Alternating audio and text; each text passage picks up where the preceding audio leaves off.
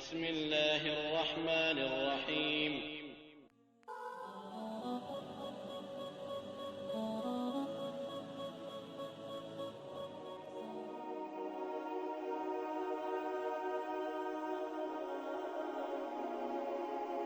دا حدیث د رسول الله صلی الله علیه وسلم نه معلومیږي چې یو وختونه داسې دي چې په هغې کې دعا الله خامخا قبلوي او الله هغه دعاګانې په هغه ټیمونو کې چې وغوښتلی شي الله یې نه رد کوي. اول نمبر حدیث کې راځي رسول الله صلی الله علیه وسلم فرمایي ان الدعاء لا يرد بین الاذان والاقامه فادعوا.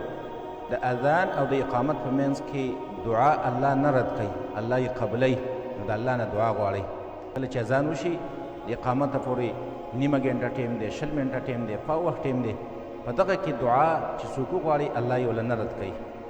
دویم په سجده کې څوک د الله نه دعا وغواړي، نوافلو کې سجده کوي او په هغې کې د الله نه دعا وغواړي یا په عام خاص یو سجده ولګوي، ځان له سجده ولګوي او په هغې کې د الله نه دعا وغواړي. حدیث کې راځي رسول الله صلی الله علیه وسلم فرمایي اقرب ما یکون العبد من ربه وهو ساجد فاکثر الدعاء.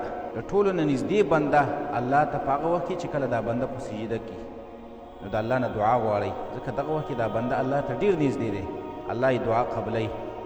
دریم چې دعا الله قبلوي، نبي صلی الله علیه وسلم فرمایي ان فی الجمعة لساعة لا یوافقها مسلم یسأل الله فیها خیرا الا اعطاه ایاه. د جمعې په ورځ باندې یو خاص یو وخت دی، یو ساعت دی چې په هغې کې بنده د الله نه څه شی وغواړي الله یې ورله ورکوي. دغه ټیم کم ټیم دی؟ علما فرمایي دغه د جمعې په ورځ باندې چې کله مازدیګر نواله تر د نور د ډوبېدلو پورې دغه وخت کې چې بنده دعا وغواړي د الله نه الله یې ورله دعا قبلوي. بله رسول الله صلی الله علیه وسلم فرمایي واذا سمعتم صیاح الدیک فاسألوا الله تعالی من فضله فانها رأت ملکا. رسول الله صلی الله علیه وسلم کله چې بانګي اواز وکړي نو په دغه وخت کې تاسو د الله نه دعا غواړئ، ځکه هغه ملک ولیدله، هغې کې ملک هم راغلی دی په دغه ټیم کې. د الله نه دعا غواړئ الله یې قبلوي. بل په حدیث کې دوه ځایونه نور راغلي دي چې په هغې کې الله پاک دعاګانې قبلوي. رسول الله صلی الله علیه وسلم فرمایي سنتان ما تردانې، دوه دعاګانې دي چې الله یې نه رد کوي. یو الدعاء عند النداء، دعا په وخت د اذان کې چې کله اذان کېږي اذان شروع دی او ته دعا وغواړې. او دویم وتحت المطر، کله چې باران شروع دی او د بارانه په وخت کې ته د الله نه دعا وغواړې، باران وریږي او د الله نه دعا وغواړې الله یې نه رد کوي، الله یې قبلوي.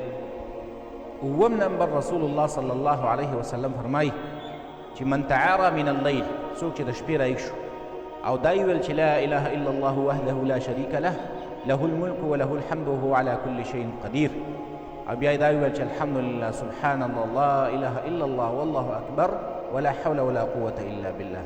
دا الفاظ یې ویل او دا کلمات یې ویل او ثم قال اللهم اغفر لي، بیا یې داسې ویل چې الله ما معاف کړې، او دعا یا یو بله دعا وغوښتله استجیب له، الله به د دې بنده دا دعاګانې قبولې کړي، الله به ورله دا دعا نه رد کوي، الله یې ورله خامخا قبلوي. دا اووه وختونه داسې دي چې په دې کې الله پاک د انسان او د یو مسلمان بنده چې کله شرعي دعاګانې او د حرامو دعا نه غواړي نو الله پاک یې ورله دعاګانې قبلوي.